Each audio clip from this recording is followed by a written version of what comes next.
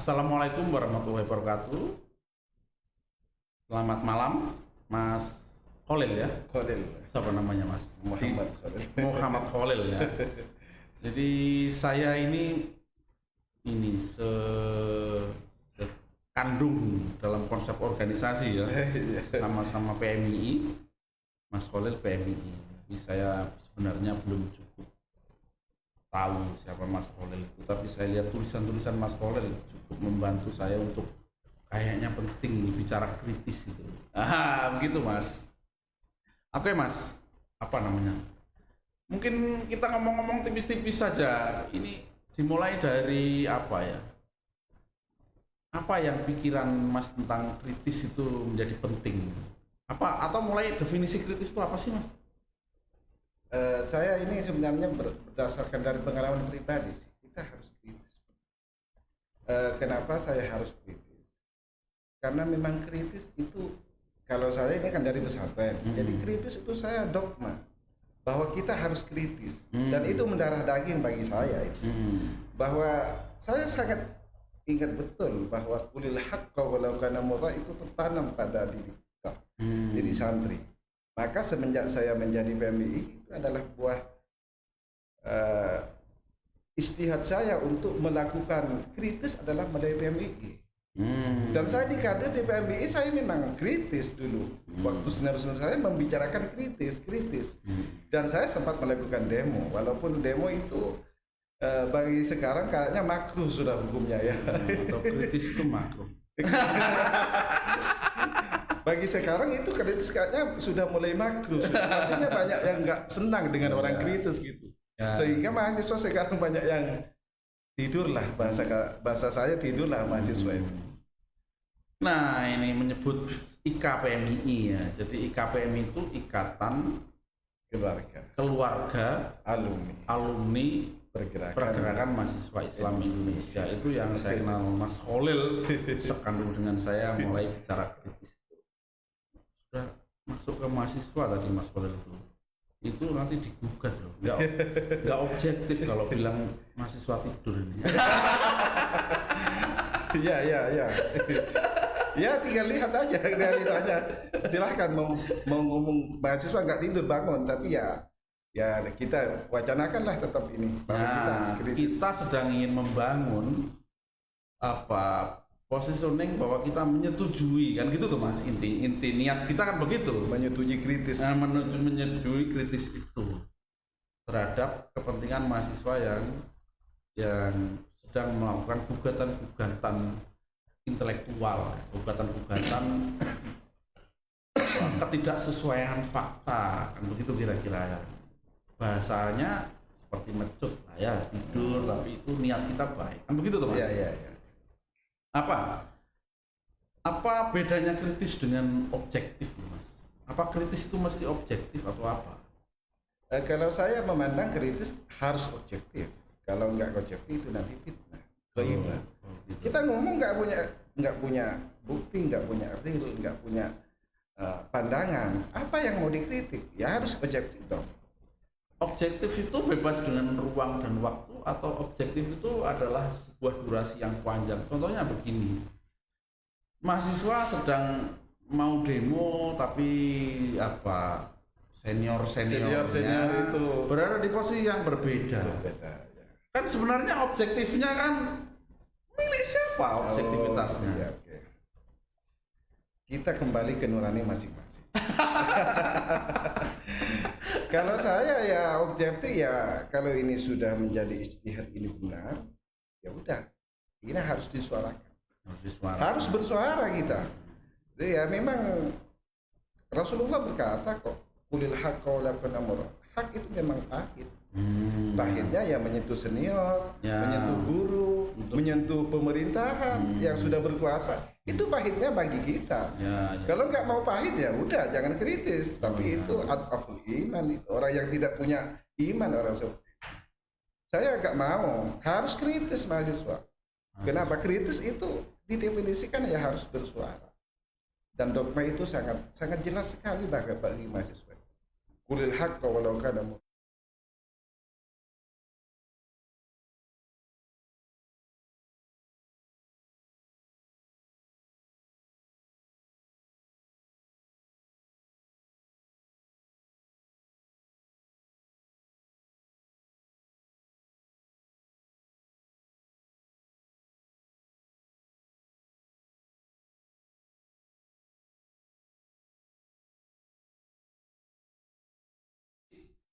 yang mungkin ini penghamba ruang kritis ya, itu adalah ya objektivitas itu harus ruang waktunya dikuasai kan, begitu kira-kira gitu. Ya. Ada ruang dan waktu. Ada ruang dan waktu. Kalau kita misalnya membicarakan hari ini pemilik hak itu adalah yang sedang berkuasa, itu objektif kan. Ini negara harus diakselerasi dengan damai karena ini investment kan begitu. Yaitu pemilik objektivitasnya awakmu. Tapi kan kamu bilang ini bahwa perdamaian ini kalau merugikan banyak orang kan begitu kan, repot. Ya, objektif itu memang banyak varian ya, artinya objektif bagi siapa gitu. Tapi yang jelas itu nurani berbicara itu. Di kita juga punya tolak ukur kritis itu antara mafsadat dan manfaat. Saya bicara ini apa manfaatnya, apa madaratnya, kan seperti itu kan. Nah itu tentu bagi mahasiswa yang kritis, yang intelektual itu menjadi tolak ukur juga. Kalau saya bicara seperti ini, saya mafsadatnya seperti ini, dampaknya seperti ini, kerugiannya seperti ini, manfaatnya seperti ini, maka kita akan mengukur mana manfaat dan madarat yang lebih banyak. Kalau lebih banyak manfaatnya udah bersuara, itu sudah benar. Dalam doktrin pesantren itu benar. Kalau sudah berbicara lebih banyak manfaatnya, maka berbicara.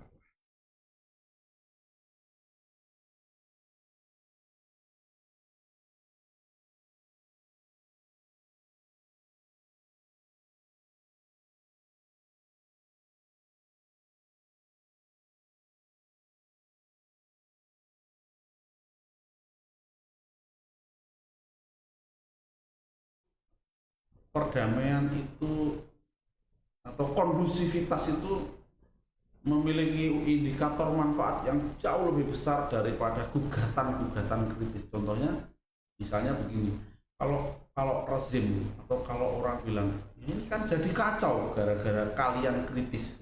Loh, kekacauan itu melahirkan sesuatu yang dinamika yang tidak kita kehendaki semua. Wah, ini soal tiba-tiba memang bungkam pilihan tuh. Iya, memang kekacauan itu kadang-kadang perlu dikacaukan. Perlu mencipta kekacauan.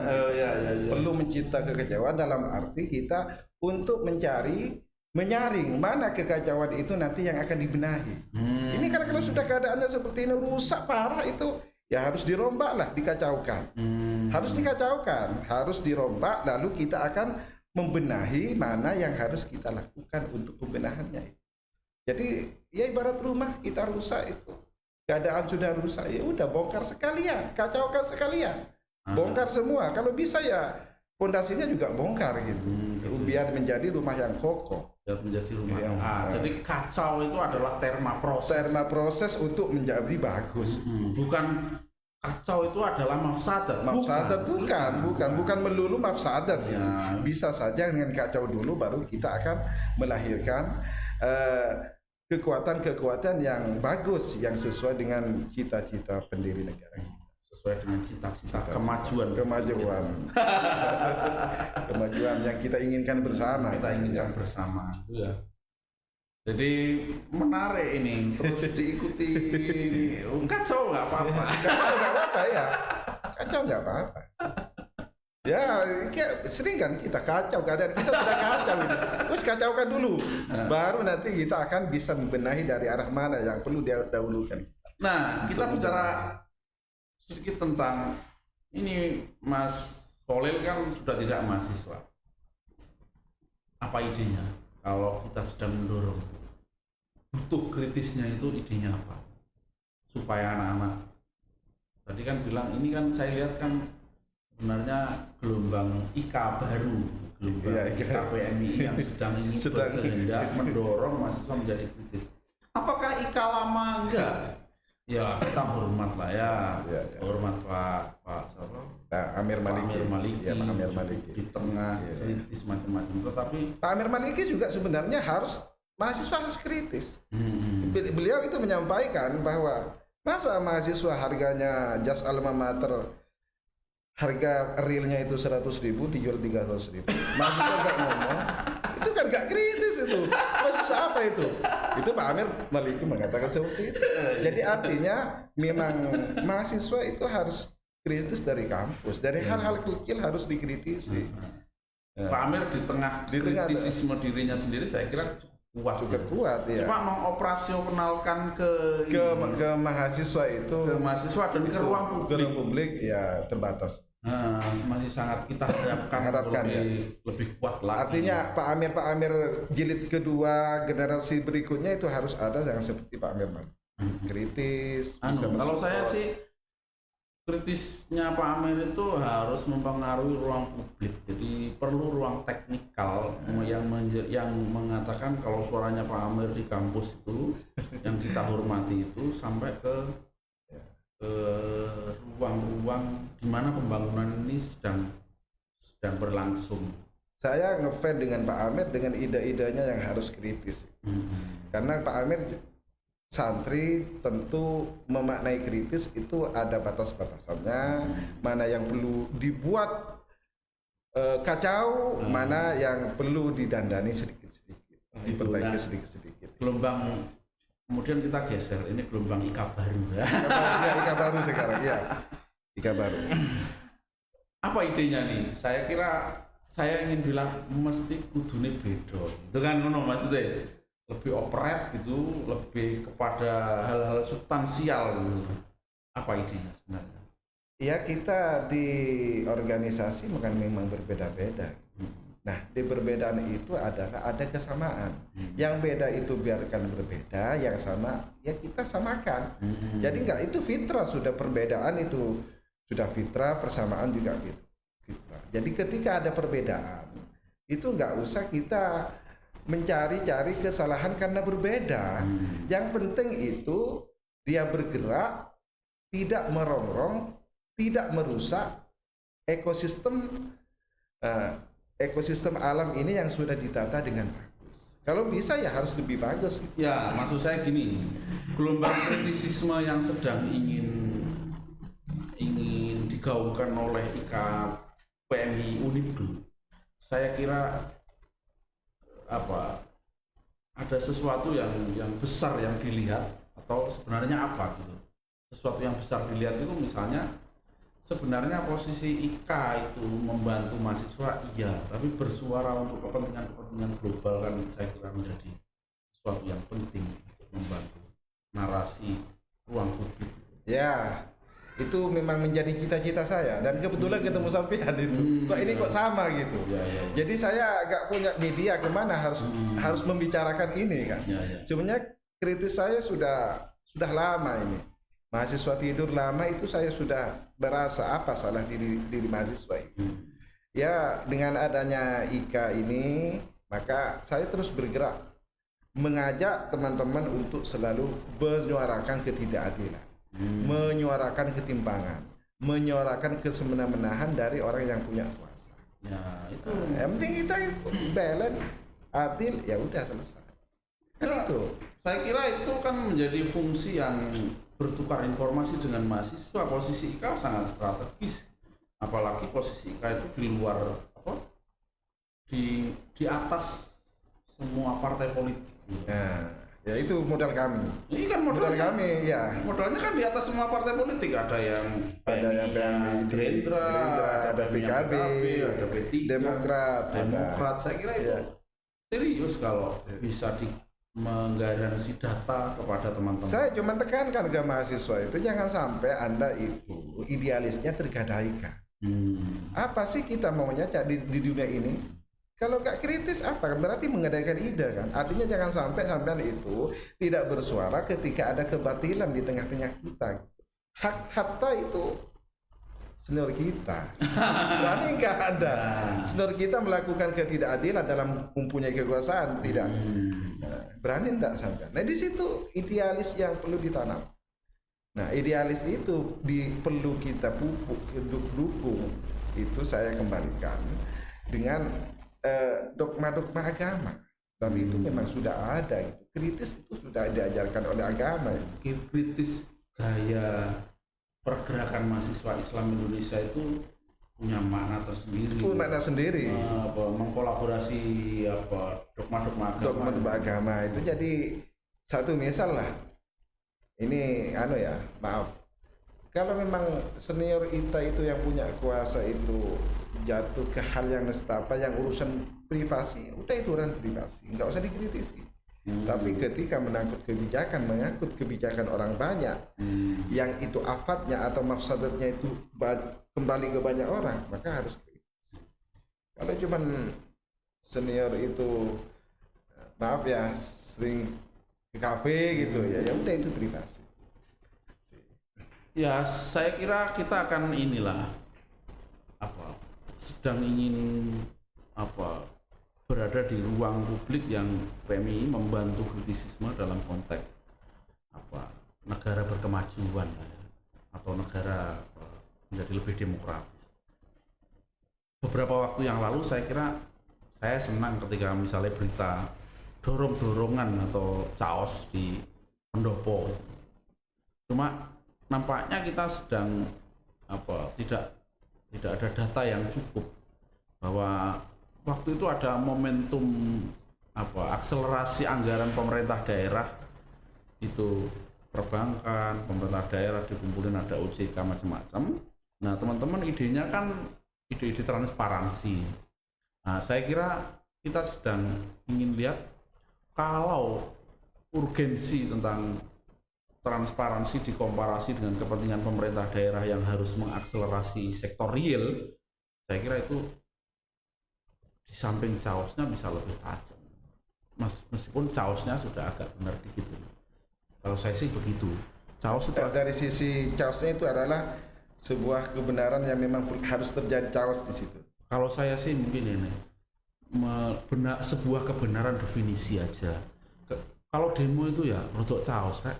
Kalau itu definisinya begitu, tapi kalau demo itu kayak ini kan berarti karnaval. Ya. Kayak karnaval gitu kan, ya enggak demo, itu karnaval. Ya. Jadi saya tekankan lagi, mahasiswa itu adalah agen of change, agen control of social. Bahkan itu mahasiswa adalah sebenarnya disiapkan untuk mengganti penerusnya kan. Jadi ya saya jangan hanya demo, mahasiswa baca juga. Ya. Biar nanti kajiannya itu biar nggak malu-maluin gitu. Ketika mau menyampaikan aspirasi tapi nggak tahu istilah-istilahnya itu kan mengacaukan mahasiswa sendiri. Jadi harus intelektualnya benar terjaga. Intelektual adalah digunakan untuk melakukan dasarnya pergerakan mahasiswa adalah atas intelektualitasnya itu. Ya intelektual untuk chaos.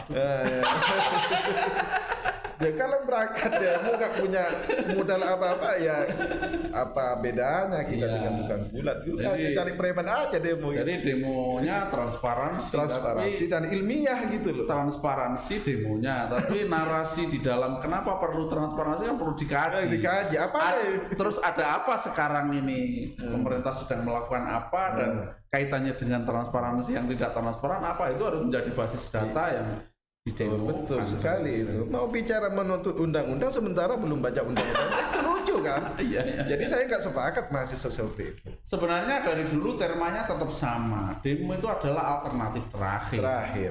Kenapa terakhir? Makanya kenapa terakhir itu ya karena sudah terakhir ya rodok caos sedikit.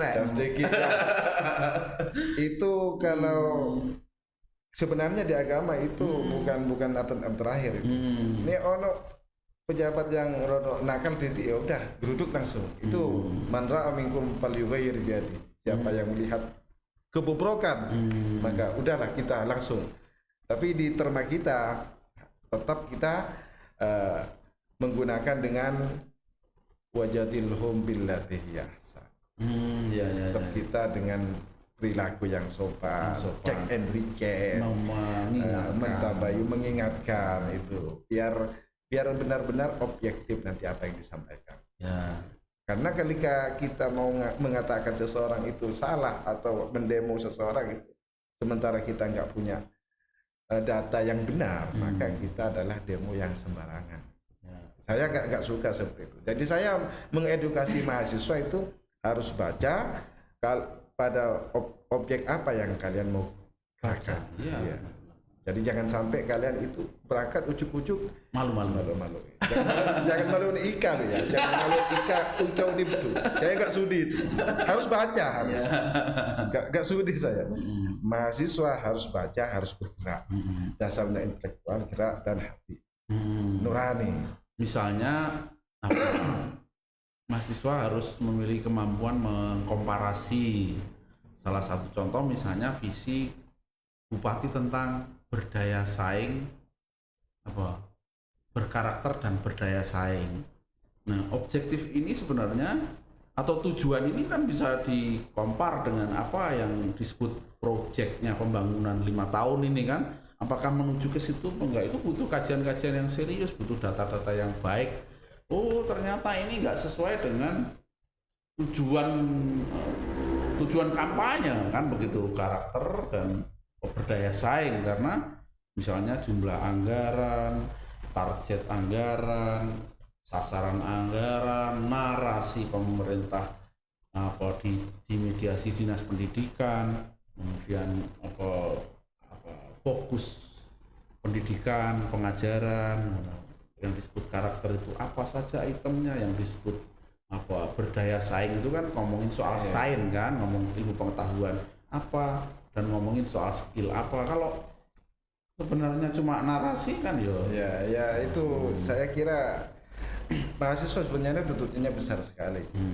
Satu contoh lah, kita mau mengkritisi masalah KKN. Ya, KKN itu. KKN kan sekarang masih marak. Cuman mahasiswa kita kan nggak bersuara. Iya kan? Iya. Di raja-raja kecil KKN-nya tuh lebih besar. Di raja-raja kecil KKN-nya lebih besar. Baru sekarang raja-raja besarnya itu KKN-nya sudah bisa terkontrol, karena mungkin ini manfaatnya demo waktu zamannya Gus Dur ya. Tahun 98 itu ya. Itu raja-raja besarnya itu sudah mulai bisa memperbaiki lah. Tapi ini di atas ini sudah KKN-nya berkurang, tapi ini pindah. Ini kan menyebar malah. Ini bukan menyelesaikan masalah, ini virus menyebar malah lebih luas gitu. Nah, di situ ketika menyebar lebih luas, maka otomatis lebih sulit lagi untuk bersuara. Ya, lebih sulit karena kawan-kawan ada di situ sudah. Ini dari mana mau diperbaiki ini? Iya kan? Dari mana? Ngeritik ini kawan sendiri ngajak ngopi. Kawan sendiri. Sementara ini pelaku KKN ini tambah sulit. Jadi ada 2 terma yang menyakitkan kadang-kadang itu soal kawan itu. Jadi kritis itu ada 2 stigma. Satu nggak kebagian, yang satu kalah konstelasi. Ya, jangan sampai seperti itu. Makanya ketika kita kritis, maka akan ada di balik kritis. Walah, kamu nggak kebagian, ngomong aja ya. Itu kan nggak fair kan ya? Nggak fair banget itu. Ya, memang orang kritis memang ada dua definisi. Bisa karena nggak kebagian, kalah konstelasi. Yang diem juga ada 2 kemungkinan. Bisa dia sudah dapat, atau dia memang nggak peduli. Sudah tenang dengan keadaan itu. Oke, ini saya baca dulu Mas untuk pertanyaan maupun komentar atau statement. Kritis membutuhkan mindset yang kuat terkait dengan berpikir analisis. Pertanyaannya, apakah kurikulum belajar mahasiswa sudah mampu mengkrit mindset analisis mahasiswa? Itu Mas, itu pertanyaan. Jadi ngalak dosen ini udah pantas ditakoni gitu. Ya, kurikulum itu Mas Ruby namanya. Mas Ruby ya. Ruby Setiawan. Iya, di kurikulum itu sudah ada kritis. Tapi ini pelakunya kadang-kadang kamu sendiri ini yang tidak menerapkan kekritisan. Ya udah, misalnya kalau sudah mahasiswa nggak kritis di kampus dan dicekal kritisnya di kampus, terus apa fungsi kampus ini? Sekarang ini apa fungsi kampus? Kalau mahasiswa sudah, berarti kan kurikulum kampus itu sudah tidak memberi ruang kepada ruang kritis. Iya kan? kurikulum kampus itu sudah kritis? Sudah ya? Belum? Ada terus ada kecukupan lah kira-kira ya? Ada kecukupan untuk kritis ya? Ya tergantung pelakunya lah, kepentingannya apa itu. Mendirikan kampus apa sih? Kan untuk mencerdaskan anak bangsa, menyuarakan kebenaran. Kalau kampus menjadi ajang untuk berarti kecukupan visi dan kecukupan kurikulum saya kira sudah. Mulai dari kampus didirikan, tapi jangan sampai indah di dalam kertas tapi tidak ada aplikasi. Kan ada istilah menara gading ya. Menara gading. Ya, jangan sampai kampus jadi menara gading. Walaupun nampak sekali kampus menjadi menara gading. Itu yang ingin dibongkar oleh Ika saya kira. Ya harus bongkar itu, harus bongkar. Nah, saya bongkar itu biar kita anak cucu kita lah bagus lah kita punya pemikiran. Kampus tempat produksi wacana ya, biar nggak kalah terus ya. Kampus tempatnya orang intelektual. Kampus mahasiswa adalah agent of change. Mahasiswa adalah agen social of control. Mahasiswa adalah penyiapan pemimpin kita, generasi kita. Ya harus ada kritis, harus bersuara, harus dimulai. Kan di pergulatan bersuara bukan momok kan, di situ memang perlu diasah. Dengan kritis kita akan menjadi belajar sendiri. Itu harus artinya kampus itu harus memberikan ruang kritis gitu. Jadi ruang kritis terhadap kebijakan kampus sendiri harus diberikan ruang kritis. Jangan sampai kampus itu membuka mahasiswa untuk tidak kritis. Saya tidak sepakat. Jadi berpikir itu adalah kritisisme. Berpikir adalah kritis. Kalau berbicara tanpa berpikir itu berdoa. Iya, kata Rocky Gerung. Iya betul sekali. Ya harus berdebat kan begitu katanya. Harus di kampus tempat berdebat. Jadi berdebat bukan sebuah dosa. Kritis bukan dosa. Yang dosa itu adalah yang fitnah, yang gibah, yang mengada-ada. Makanya saya sarankan ke mahasiswa, sebelum Anda itu ngomong harus mikir, harus punya data, jangan asal update status loh. Ya kan? Nanti bahaya itu. Sekarang ini kan dinamikanya ini. Kalau di Jombang itu kan ada 3 gelombang besar ya. Misalnya kritisisme itu mandek tadi kan misalnya, atau kritisisme itu diuji kekuatannya ya toh. Gelombang pemilu ya toh. Satu gelombangnya mungkin kekacauan 10 tahun mahasiswa nggak bersuara. Itu 10 tahun sudah nggak bersuara itu. Suara sedikit udah dindek lagi. Kan kita kan punya power yang teman-teman kita sendiri yang sudah punya bisa makan sudah kan. Ya udah kita mau suara dikit ambil ketuanya.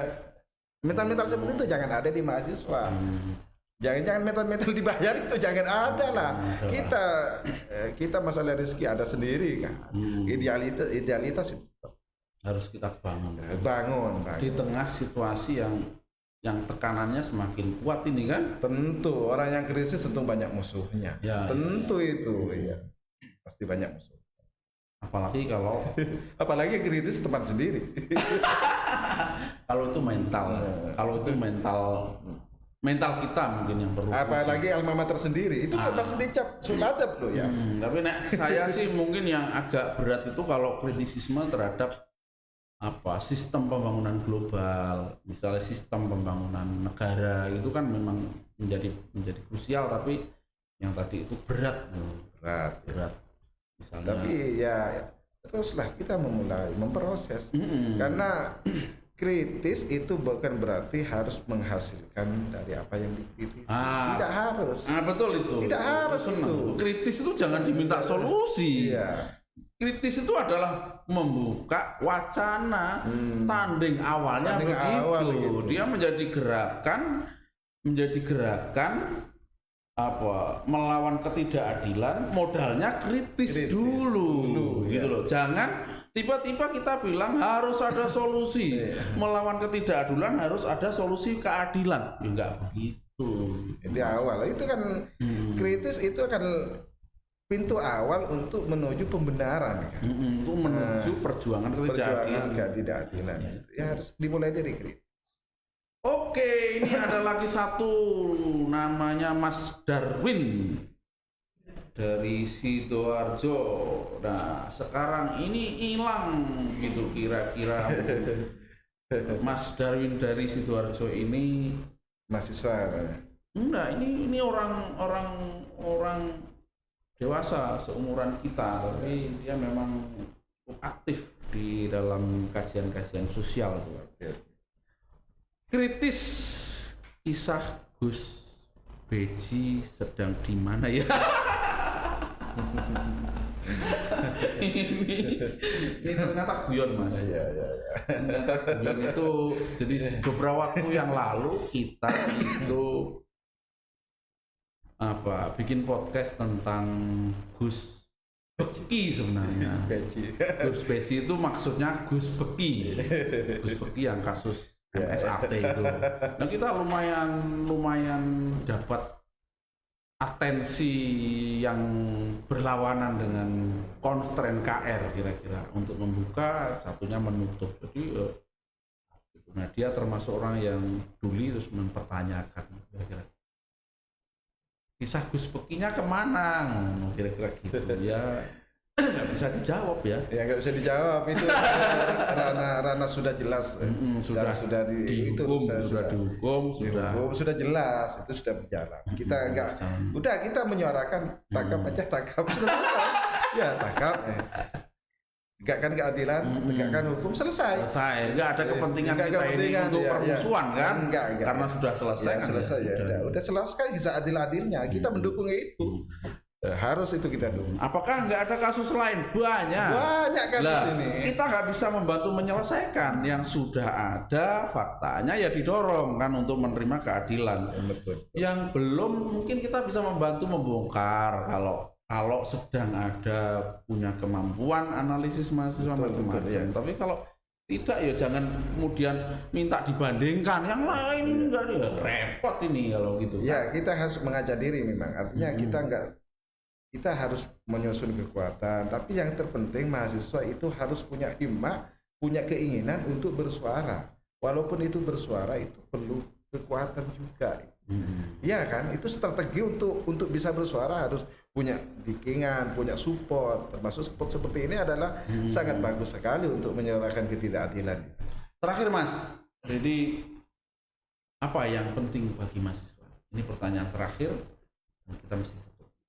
Apa yang penting bagi mahasiswa untuk melahirkan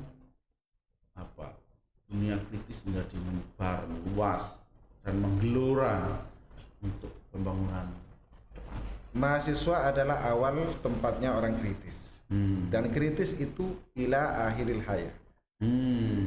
Mahasiswa di bangku kuliah harus kritis sampai dia pulang ke rumahnya masing-masing.